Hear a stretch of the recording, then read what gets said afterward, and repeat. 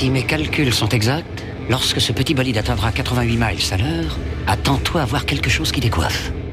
À l'heure du goûter, on écoute le Magal West sur Westrack Radio. Interview, rubrique, micro-trottoir et musique sur Westrack. Nom de Zeus! 17h à l'écoute de Westrack Radio, vous retrouvez votre émission Le Magal West. Aujourd'hui de 17h à 18h, moi c'est Lucie et je vous accompagne avec l'information locale. On commencera tout d'abord avec la météo. Aujourd'hui notre invité c'est Kylian, un jeune photoreporter de 19 ans qui est parti seul en Ukraine pour prendre des photos de guerre. Il est havrais, il a relevé ce challenge tout seul et on va donc comprendre ensemble sa démarche mais aussi sa préparation et sur place les personnes qui ont pu l'aider à réaliser un documentaire qui verra prochainement le jour en 2025. Côté musique, c'est la Ferrarock qui prend les manettes. Avec Call Guns, on découvrira un nouvel album. Camille nous parlera du festival Fragments Normand. On retrouvera aussi la musique avec deux nouveautés et puis les informations locales avec Margot. Météo pluvieuse sur votre journée de ce jeudi. Aujourd'hui, tout au long de la journée et tout au long de la soirée, le soleil est en train de se coucher. Il sera complètement couché à 17h05. Aujourd'hui, la température est de 8 degrés, ressenti 3. Actuellement, le vent est de 33 km/h et est tourné vers le nord-ouest. Ce soir, il va pleuvoir, température 8 degrés, ressenti 3. Le vent sera tourné vers le nord-nord-ouest et dépassera les 37 km/h. Sur votre journée de demain, vendredi, eh bien, sachez que c'est le retour du nuage et de la pluie. Température 7 degrés pour la minimale, 9 degrés pour la maximale. Coucher de soleil à 17h02, lever de soleil à 8h53. Le vent sera aussi présent aux alentours des 29 km/h, tourné vers l'ouest.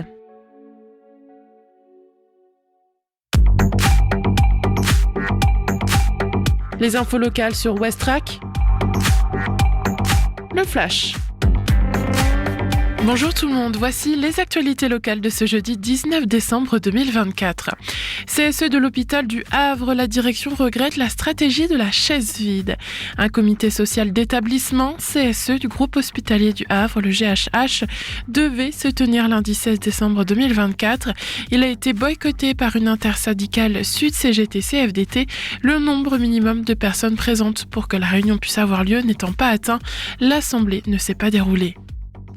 Au Havre, le choc de la liquidation des cafés Le Gall, faute de garantie suffisante.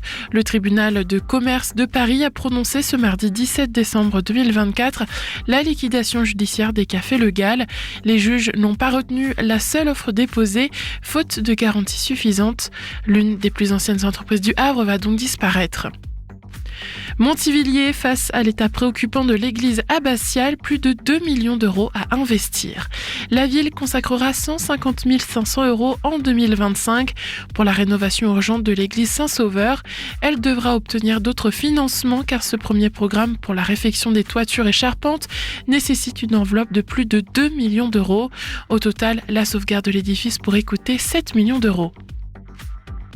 Le rêve des héros a gâté les enfants de l'hôpital de Fécamp. Les bras chargés de cadeaux, les super-héros de l'association Le Rêve des Héros ont offert des jouets aux enfants hospitalisés au centre hospitalier intercommunal du pays des Hautes-Falaises. Football, Ligue 1, au mercato d'hiver du HAC, ça doit et ça devrait bouger dans les rangs ciel et marine. Coincé à l'avant-dernière place, le Havre AC jouera sa survie en Ligue 1 lors des 5 premiers mois de l'année à venir. Mais est-ce que ça sera avec un effectif identique à celui qui se prépare à boucler 2024 ? En tout cas, l'idée est de profiter du mercato d'hiver afin d'injecter du sang neuf. Merci de votre attention. Tout de suite, les informations nationales et internationales. Bonsoir à tous. Un deuil national décrété lundi prochain en France après le drame de Mayotte, ravagé par le cyclone Chido. Les drapeaux seront en berne et les Français invités à se recueillir à 11h du matin. Annonce d'Emmanuel Macron sur place pour assurer à la population le soutien de l'État. Le président promet de mobiliser tous les moyens nécessaires pour la reconstruction de l'archipel. Il dit vouloir rebâtir Mayotte avec de nouveaux critères et renforcer la lutte contre l'immigration clandestine. Un fonds d'indemnisation pour les non-assurés va également être mis en place.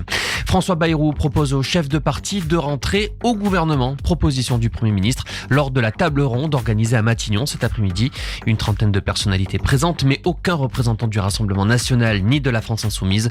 François Bayrou a fait également part de son intention d'ouvrir une discussion sur les retraites jusqu'au mois de septembre, mais sans suspendre la réforme actuelle. Le verdict de la cour criminelle du Vaucluse après le procès des viols de Mazan. Des peines de 3 à 20 ans de prison ont été prononcées. 20 ans contre Dominique Pellicot, reconnu coupable de viols aggravés après avoir livré sexuellement son épouse Gisèle à des dizaines d'inconnus recrutés sur Internet.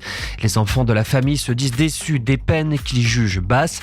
Des militantes féministes se sont aussi massées devant le palais de justice d'Avignon pour exprimer leur colère. Certains accusés dormiront en détention dès ce soir. D'autres ont écopé d'un mandat de dépôt différé pour des raisons de santé. Le jugement du tribunal correctionnel après le procès Paul Pogba. Mathias, le frère du champion du monde 2018, écope d'1 an de prison ferme. Les autres accusés ont eux été condamnés à des peines de 3 à 8 ans de prison. Ils étaient jugés pour avoir séquestré Paul Pogba et tenté de lui soutirer 13 millions d'euros. Et puis un mot du Vendée Globe et un peu de stabilité en tête de la course dans le Pacifique. À l'approche du point Nemo, le point le plus éloigné de toute terre, c'est toujours Charlie Dalin qui mène la flotte devant Johan Richomme et Sébastien Simon. Voilà pour l'essentiel de l'actualité. Passez une excellente fin d'après-midi. Des idées sorties pour cette semaine ou ce week-end pour te culturer sur Westrack Radio.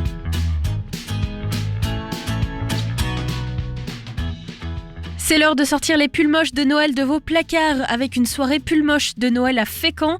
C'est ce soir avec le groupe Cécile qui donne un concert à l'occasion de la soirée dansante pull moche de Noël. C'est à 19h30 à la Boucane, 12 Grand Quai, tarif 3 €. Réservation au 02 35 20 50 50. On retrouve aussi de la musique ce soir. Ça se passe au Volcan à 20h. Réservation au 02 35 19 10 20. Et enfin du théâtre avec les Fourberies du Sapin, c'est à 20h30 ce soir, mais aussi samedi et dimanche à 15h à la Comédie du Havre, 108 rue du Général Maréchal Joffre. Tarif 18,99 €, renseignements sur comédieduhavre.com. Westrack et la Fédération des radios associatives Musiques Actuelles, la Ferrarock, vous partagent la découverte musicale du jour.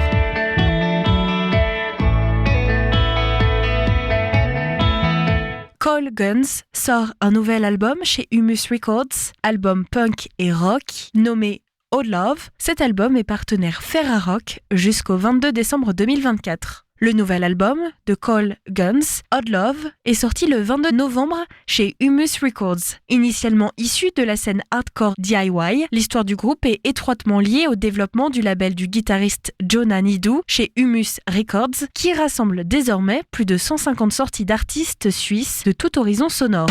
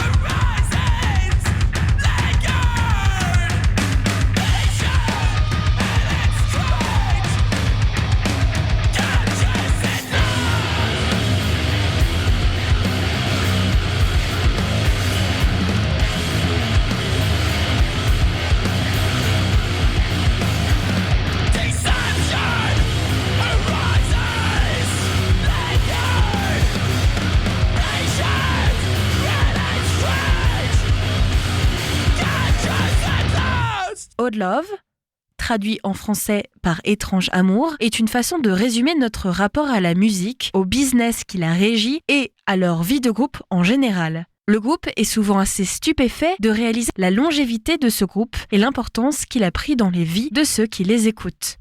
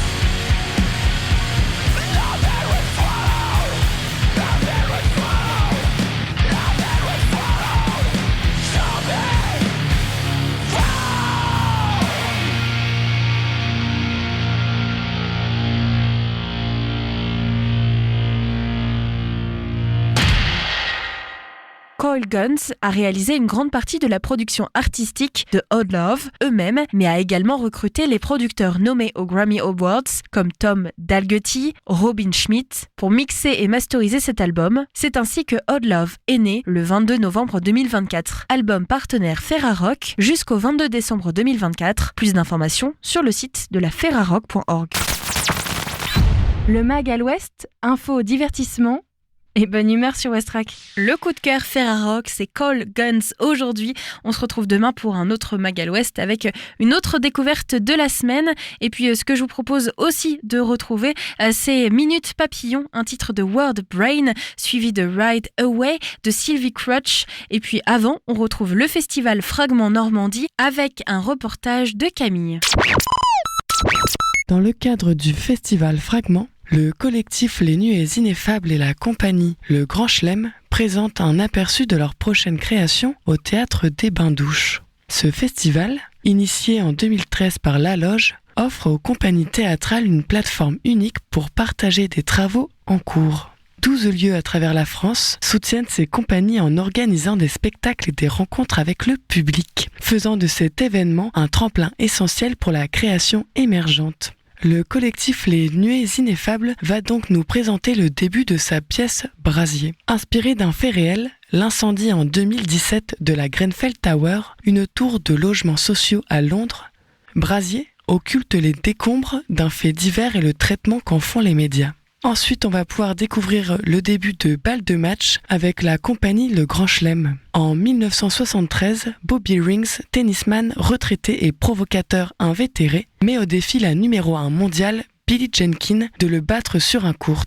Son but, prouver la supériorité des hommes et enterrer le combat que mène la championne pour l'égalité salariale. Billie Jean King accepte. Quelques mois plus tard, des millions de spectateurs assistent à la fameuse bataille des sexes. Mercredi, lors de leur journée de répétition, j'ai eu le plaisir de rencontrer quelques membres du collectif Les Nuées Ineffables, composé avant tout d'un groupe d'amis passionnés. Ce collectif explore les mythes contemporains et les récits intimes, tissant ensemble réalité et fiction pour plonger le public dans une expérience immersive. Loin de la séparation traditionnelle entre scène et spectateur, ils placent les comédiens au cœur de l'action. J'ai ainsi pu échanger avec Vincent, l'auteur de la pièce, ainsi que le metteur en scène Thomas et Marine qui incarne Adam, le protagoniste principal de l'histoire.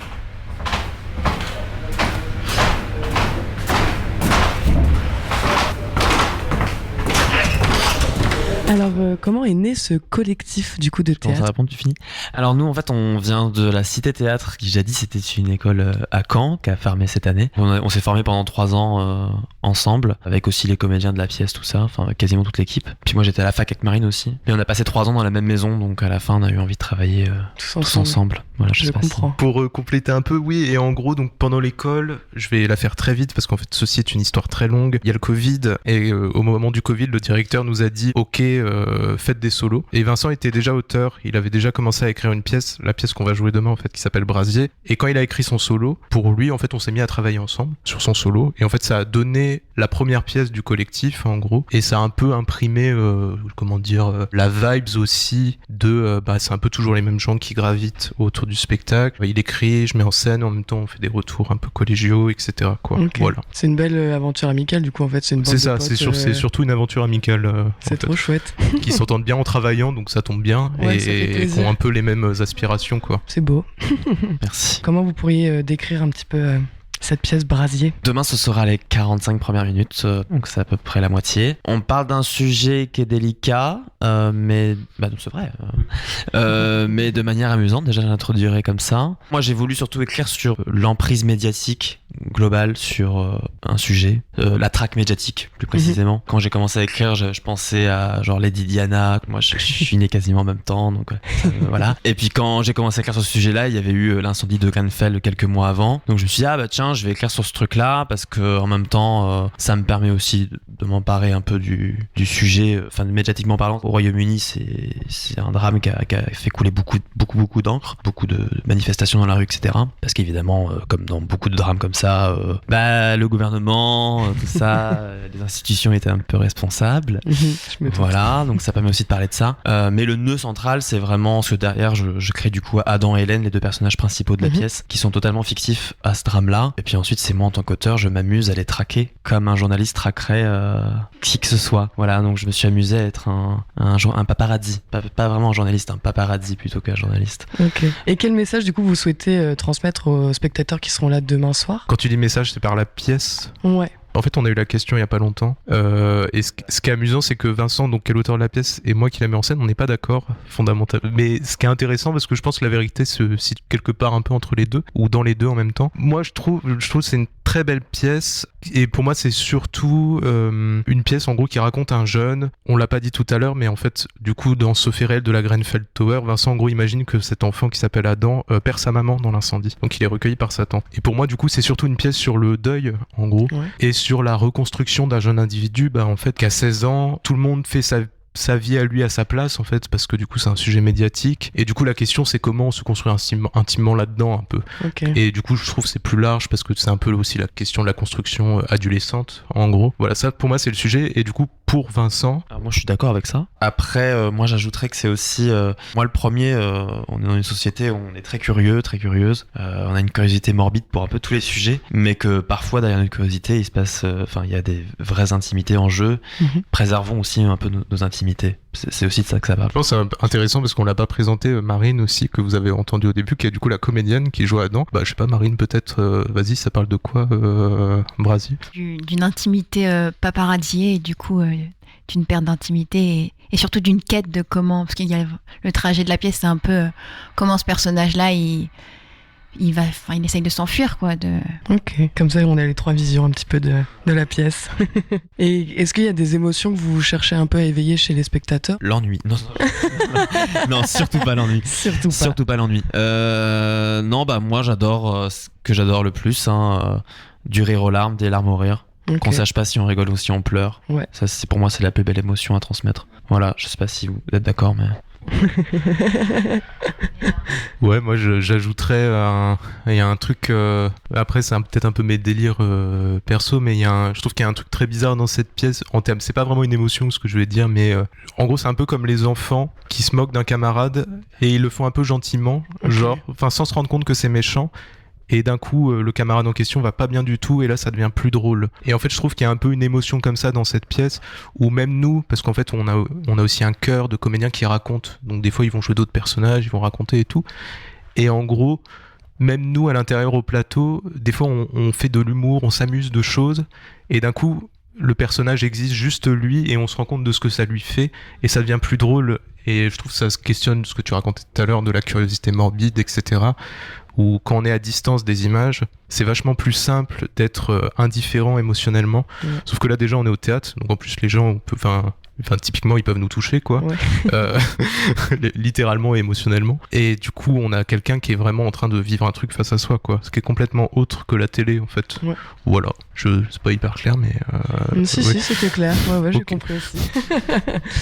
Du coup nous moi je retrouverai tous les spectateurs après votre représentation de 45 minutes, donc le début de la pièce. Et si j'ai bien compris, d'ailleurs, elle sort le 25 février 2025. C'est ça, à Saint-Lô. Et suivez du coup la compagnie Les Nuées Ineffables sur les réseaux ou sur leur site internet. Non, Instagram, Facebook pour l'instant. Ok, c'est déjà super. Comme ça, vous pouvez suivre un peu pour pouvoir voir la première sortie, ou peut-être les sorties de résidence entre deux que vous aurez d'ailleurs. Oui, non, pour l'instant, il n'y a pas de prochaine sortie de résidence. La Fragment au Havre, demain, c'est la dernière. C'est déjà très bien. Voilà. La première à Saint-Lô le 25 février et la deuxième à Canteleu à l'ECFM le 6 mars. Trop chouette, comme ça on a toutes les dates, c'est top. Et merci beaucoup, merci à vous trois. Merci. Merci.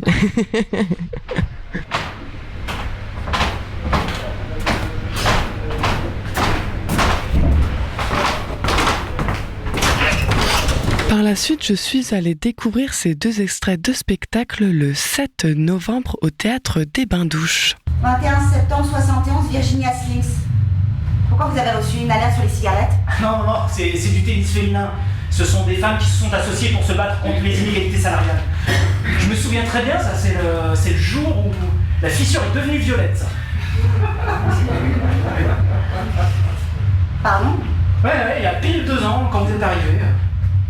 Mais Smith, vous m'aviez dit qu'aucun événement majeur n'était arrivé ce jour-là. Eh oui, voilà, je vous confirme, aucun événement majeur. Smith!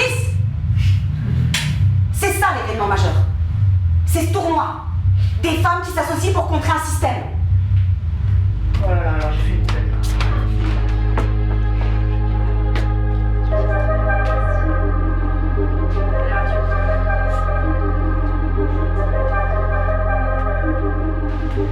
J'ai appris à entendre et reconnaître mon nom. Maman m'a appelé Adam et les autres le reste. Et c'est ce que j'ai dit en fait. Moi je m'appelais Adam Miraculé Grenfell Blackwell. Et j'ai déjà dit aussi que ce soir c'était mon 8e anniversaire. Mais je vous ai pas dit que c'était 8 bougies pour moi, pour maman qui s'est embrasée, et puis pour tous les autres. Des millions de bougies pour éclairer les âmes perdues dans le gigantesque squelette de cendre. Bon, la nuit en général c'est noir et c'est froid. Bah là, c'était une nuit spéciale, une nuit mémorable. On part à la rencontre donc des spectateurs pour recueillir leurs impressions. Qu'ont-ils ressenti en découvrant ces moments intenses et captivants avec les nuées ineffables et le Grand Chelem ? Micro en main, je leur demande ce qui les a touchés, ce qui les a marqués et comment ces pièces ont résonné en eux. Une belle occasion de prolonger l'expérience théâtrale à travers leurs yeux et de partager leurs témoignages sincères. Alors ce soir, que retiens-tu des morceaux de pièces que tu as vus ?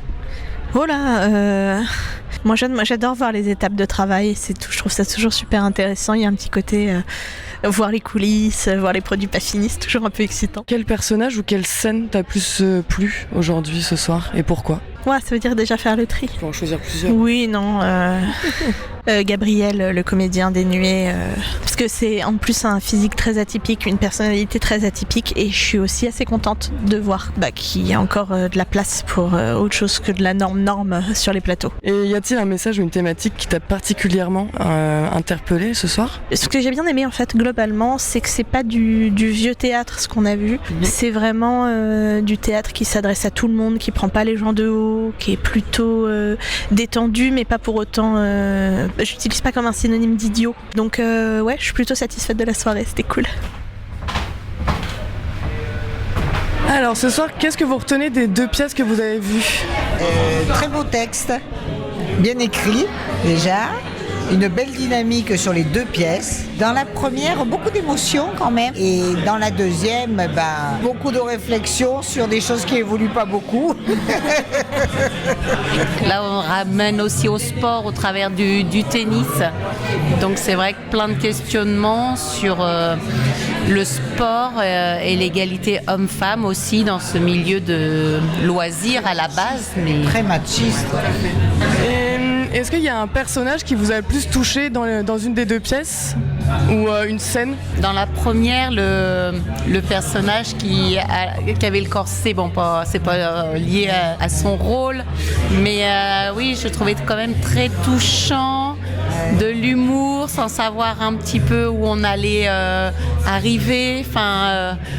Voilà, oui, il m'a touché ce personnage-là. Et vous ? Oui, en particulier, non. Personne en particulier. Tous ensemble, même. C'était vraiment une unité. On ressentait vraiment une unité qui vient de la pièce, mais qui vient aussi, je pense, de l'équipe. On sent vraiment un groupe. Il faut savoir que c'est un groupe de copains, du coup, qui a créé. Donc on le sent aussi à l'intérieur. Ça, mais j'ai beaucoup aimé l'écriture de Brasier. Beaucoup. Je suis tout à fait d'accord, mais vous pouvez le dire, c'est Vincent ici qui l'a fait. Occupé depuis. Oui, c'est vrai. Et est-ce qu'il y a un message du coup que vous avez préféré ou une thématique qui vous a particulièrement interpellé entre Brasier, après on a parlé des femmes et dans Brasier, je sais pas. C'est les médias, le traitement de l'information par les médias, le sensationnel avant tout. Les FMTV, on est là, les pieds dans l'eau, dans la boue pour montrer. C'est tout à fait, donc c'est vrai, c'est tout à fait ça, clairement. Et non, mais c'est aussi toute ces logements qui ont été faits partout. Bon, là, on a le procès à Marseille, et le marchand de sommeil qu'il y a partout. D'où l'importance, de l'art, des pièces de théâtre, des chansons, pour pouvoir relayer toute cette réalité sociale finalement qui est traitée une fois par les médias, mais c'est vrai que quand des équipes de théâtre ou des chansonniers réécrivent des textes et mettent en lumière ça diffuse aussi à nouveau et sur un autre public, au moins ça permet que voilà, le fait qui a eu lieu puisse continuer à être connu. Ouais, et d'Embrasier quand même l'enfant, la compréhension de comment un enfant peut vivre un événement dramatique. Et là on se dit on parle d'internement pour lui, il brûle des fourmis, bah oui il brûle des fourmis. Là il est normal qu'il brûle des fourmis. Et c'est vrai que ça c'est presque une autre thématique d'Embrasier je trouve. Dans un premier temps, qu'est-ce que vous retenez des pièces que vous venez de voir ce soir ? J'ai beaucoup aimé le principe du fragment, c'est-à-dire d'avoir quelques minutes, une première partie de spectacle et puis de laisser l'imagination poursuivre ou pas et d'avoir envie de connaître la suite. Ok, et quel personnage ou scène vous a marqué ce soir ? Est-ce qu'il y en a un en particulier ou une scène ? Ou plusieurs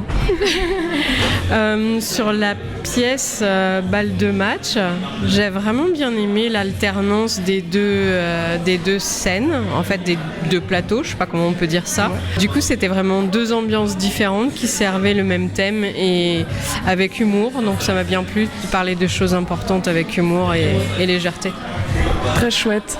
Et est-ce qu'il y a un message ou une thématique du coup qui vous a particulièrement interpellé dans cette, que ce soit dans Embrasier ou dans Balle de match ? Dans Balle de match notamment, de constater qu'on parle de 1971, 73 et en fait les thèmes sont toujours aussi actuels et ça c'est quand même assez frappant et d'autant plus aujourd'hui après les élections américaines, c'est encore plus frappant. C'était certainement pas prévu dans ce scénario-là, mais de voir que voilà, il y avait toujours une inégalité de salaire entre hommes et femmes ou une visibilité moindre pour le sport féminin. C'est tellement encore d'actualité que ça fait presque un peu froid dans le dos, mais voilà, c'est bien d'en parler aussi. Tout à fait. Et du coup, est-ce que vous auriez une phrase où, là ce soir vous allez retourner voir votre entourage, qu'est-ce que vous diriez à votre entourage pour résumer un peu cette soirée, pour les inviter peut-être à venir ou... Allez-y, tout simplement. Je les inviterai simplement à être curieux et puis laisser l'imaginaire après. Voilà. Ok, merci. Si vous avez envie de suivre de très près les aventures de ces deux compagnies collectives aussi prometteuses qu'inspirantes, n'hésitez pas à les retrouver sur les réseaux sociaux.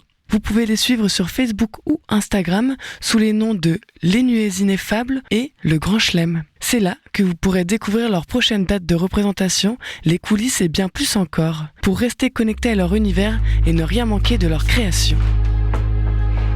Si vous voulez du drama, venez voir Brasier. Si vous voulez rigoler en apprenant, venez voir Balle de match. Merci Lucie. Allez voir les deux. Nous on voudrait bien les voir, les deux en entier, les revoir depuis le début. On se demande s'ils font partie de la programmation prochaine au Volcan, par exemple. Je sais pas comment ça finit, donc on voudrait bien savoir. En deuxième partie d'émission, nous allons recevoir Kylian, qui est un jeune havrais de 19 ans, qui est parti en Ukraine pour prendre des photos de guerre. On va comprendre son parcours et il va nous expliquer sa préparation. Avant 2 titres avec World Brain et Sylvie Crutch, c'est votre nouveauté sur Westrack.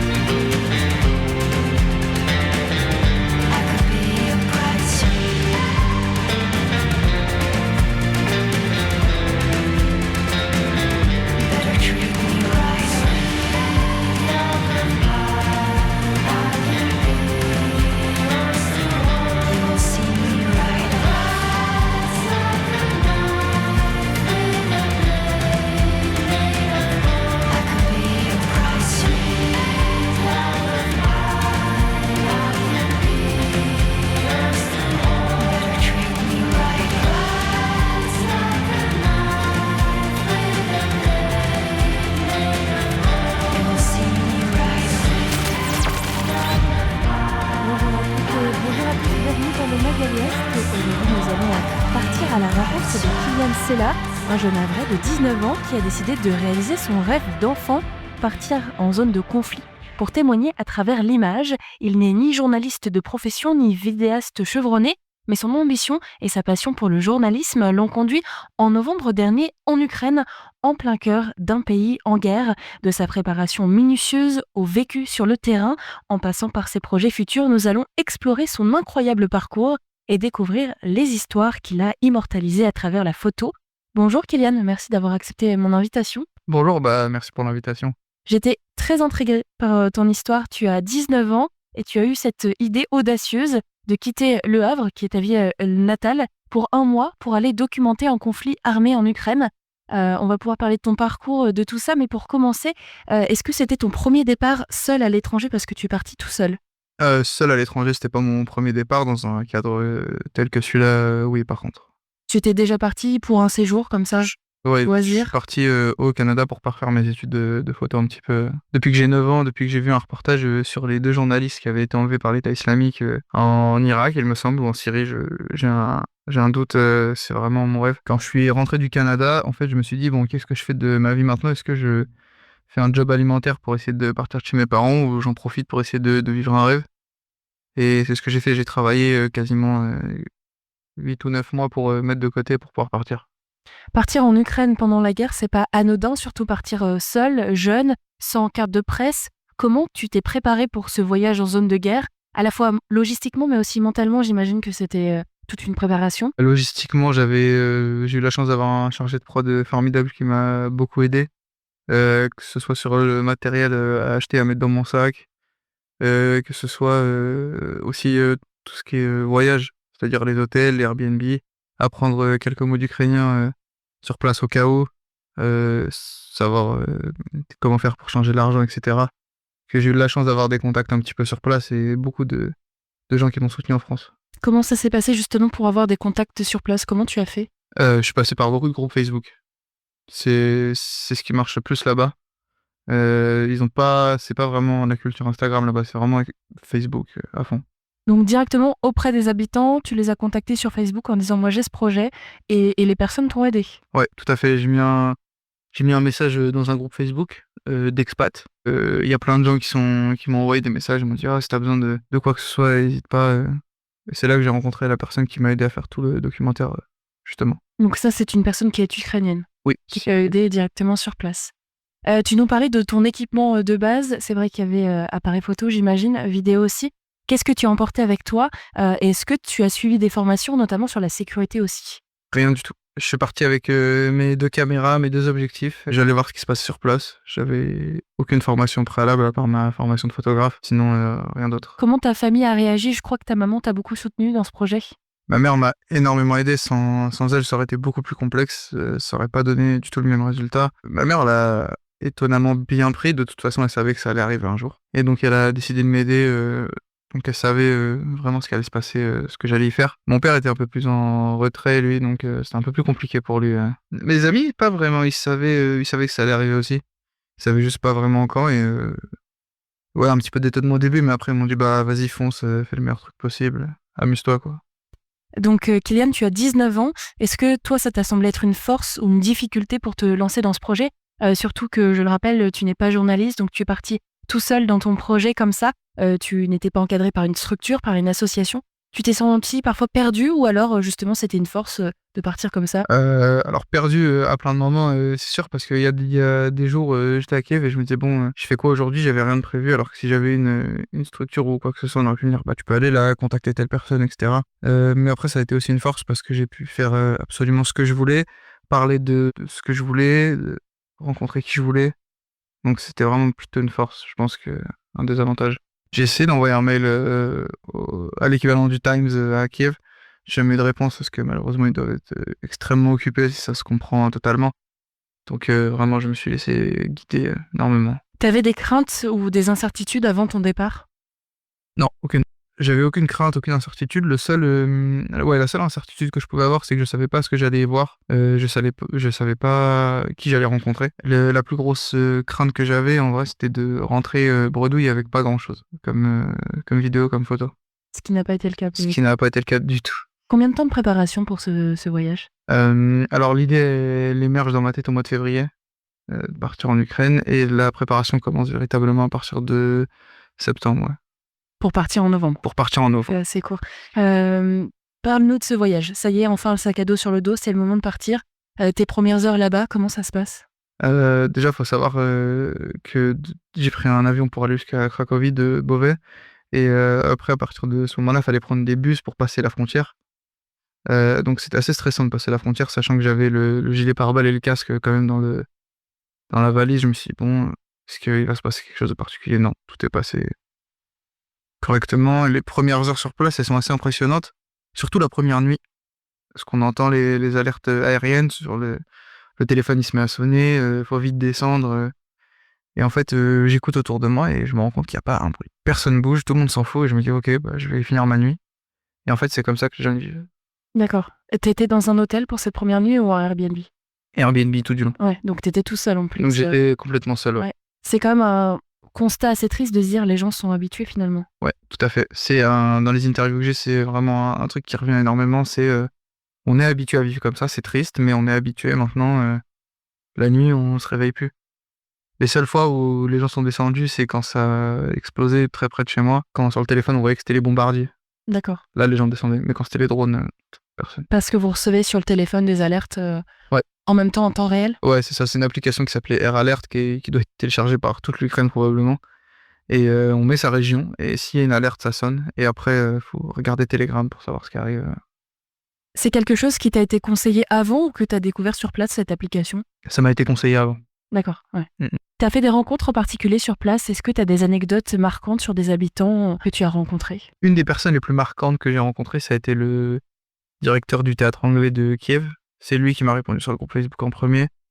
Et c'est lui qui m'a donné tous les contacts pour faire toutes les interviews que j'ai. Donc sur les 15 personnes, j'en ai 14, c'est grâce à lui. Donc ça a été vraiment quelqu'un d'extrêmement important dans le processus. Il m'a permis d'aller dans une école pour pouvoir parler à des professeurs, à des élèves un petit peu plus jeunes que moi, 16, 17, 18 ans. Donc pour avoir leur ressenti aussi. Donc c'était vraiment quelqu'un de très important. Ouais. Est-ce que tu as des souvenirs de témoignages en particulier qui t'ont marqué? Ouais, j'ai le souvenir d'une personne non binaire qui a témoigné et qui me disait que cette personne et sa sœur ont dû fuir Donetsk, donc beaucoup plus à l'est, là où ça a bombardé énormément. Son récit était vraiment poignant parce qu'elle me disait, la personne me disait, on était dans les couloirs de l'immeuble et on savait pas ce qu'allait se passer, on savait pas si on allait se faire bombarder ou pas. Et au final, ils ont pris la fuite. Ouais, ils ont réussi à sortir. Ouais. Les locaux, c'est assez marrant. C'est 50-50, je dirais. C'est soit ils sont très, très amicaux et ils ont envie de parler, de te montrer plein de choses, soit il n'y a pas un mot. Généralement, ceux qui parlent anglais, ils sont très gentils. Et ceux qui parlent pas anglais, c'est très, très compliqué. Et tu dialoguais avec eux en anglais pour les entretiens? En anglais uniquement, ouais. Ouais. T'avais appris quelques mots d'ukrainien, mais vraiment... à la base, au cas où, ouais. Basique. Ayant pas de formation au préalable, ayant pas regardé énormément de documentaires avant, je savais pas trop à quoi m'attendre.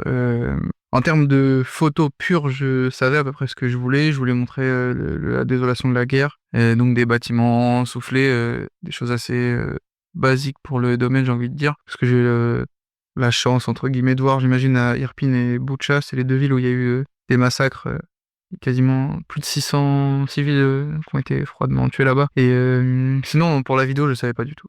Je savais pas du tout sur quoi je partais, je savais pas du tout ce qu'allait se passer. Dès que j'ai eu la première interview, je me suis dit, ok, je vais parler des sentiments, de ce que les gens ressentent sur place, parce que la guerre en Ukraine, par ce prisme-là, on l'aborde pas vraiment en Europe. Enfin, chez nous, pour le coup. Comment est-ce que toi, tu as géré les risques au quotidien ? Est-ce qu'il y avait des restrictions de déplacement ? Tu t'es déplacé dans plusieurs villes, c'était compliqué ? Pour les risques d'alerte, la première nuit a été compliquée. Et après, en parlant avec les gens, en fait, ils nous expliquent que faut pas trop s'inquiéter, faut regarder ce qui se passe sur Telegram. Et si c'est pas les bombardiers ou si c'est pas dans ton quartier à Kiev, tu bouges pas. Sinon, parce que ça sert à rien, sinon les nuits, elles sont tout le temps coupées. Des fois, les alertes, elles sonnaient de 22 à 6h du matin, donc c'était compliqué. Et sinon, pour le déplacement, c'était, il y avait quelques parties de la ville de Kiev qui étaient bloquées, sinon pas tant que ça. Et les autres villes, c'est pareil, c'était assez simple. Beaucoup de contrôle, énormément. Mais sinon... Mais on te laissait quand même passer. Ouais. À quel bilan tu peux tirer de cette première expérience en tant que photojournaliste en zone de conflit ? Est-ce que t'as des choses pour la suite dont tu as envie ? C'était une première expérience très enrichissante, j'ai rencontré des gens formidables. J'ai confirmé l'envie d'être photographe de guerre, ça c'est une certitude. Pour la suite, j'aimerais repartir dans un nouveau pays. Là en ce moment ça chauffe Liban, Syrie, Irak. Dans ces eaux-là j'aimerais bien partir. Mais c'est encore un autre niveau de conflit pour le coup. Et t'as envie de faire une formation justement de journaliste ou même de photographe en plus du bac que tu as déjà ? Non, je ferai pas d'école de journalisme étant donné que beaucoup d'écoles de journalisme maintenant sont plus indépendantes et ont été rachetées par Bolloré. Il est hors de question que j'aille me former là-bas. Et est-ce que t'aurais envie d'en faire ton métier quand même ? Ouais, c'est le but ultime. Me faire repérer par peu importe un journal, même une radio, et qui me disent ok, on t'envoie là pour tant de temps. Tu nous parles de tes projets, pour l'avenir, peut-être aller dans d'autres pays, etc. T'as déjà des idées d'un temps de départ, ou est-ce que c'est encore flou pour toi ? Là, tu vas me poser tes valises et tu vas prendre le temps de voir pour la suite. Non, pour l'instant, il n'y a rien d'acté pour le prochain voyage. Tant que le documentaire et l'expo seront pas sur pied, je pourrais réfléchir à rien. Faut pas que je me mélange, je me distrais très vite. Et sinon, ouais, c'est le côté financier qui est vraiment compliqué là-dedans. Là, pour donner quelques chiffres, ça a dû me coûter aux alentours de 2500 avec le gilet pare-balles. On peut dire que c'est pas énorme pour un mois à l'étranger avec du matériel, c'est le cas. Étant donné que je suis jeune, ça l'est. Je sais que je serai pas rentable, mais j'ai pas fait ça pour non plus. Il y aura une expo, il y aura la diffusion du documentaire en salle. Je suis en discussion avec plusieurs salles au Havre, je vais pas donner les noms maintenant vu qu'il n'y a rien qui est fait. Ce sera une entrée à prix libre pour que le plus grand monde puisse venir voir, que j'ai vraiment hâte que ça sorte. En attendant, on peut te suivre sur les réseaux, sur Instagram notamment, tu diffuses quelques images ? Ouais, tout à fait. C'est quoi ton Instagram ? C'est un peu ridicule, mais c'est Ronflex Photo V2. Merci beaucoup Kylian pour ton témoignage et puis surtout pour cette aventure incroyable. Ça m'a vraiment impressionné de partir comme ça. On entend des personnes qui partent dans des convois avec des associations, notamment en Ukraine évidemment pour donner du matériel, mais partir comme ça pour prendre des images, en plus tout seul, je trouve que c'est vraiment impressionnant. Donc bravo à toi, bravo pour ce témoignage. On espère te suivre pour tes prochaines aventures. Et puis, vous pouvez donc retrouver toutes les informations sur Instagram. Je vous mettrai le lien dans la fiche podcast à la fin de cette émission. Merci Kylian. Merci à vous pour l'invitation. Au revoir. Et on vous souhaite une très bonne soirée. Merci d'avoir écouté cette émission. Demain, rendez-vous pour le tout dernier épisode du Magal Ouest de cette année 2024. On clôturera l'année avec une interview de l'association de protection du patrimoine havrais qui nous parlera d'une possible remise en marche du trolleybus du Havre. Un trolleybus qui n'a pas été mis en route depuis les années 70. Je vous laisse donc en musique pour votre soirée avec Charlène Darling et le titre Disparaît. Très bonne soirée à vous et à demain.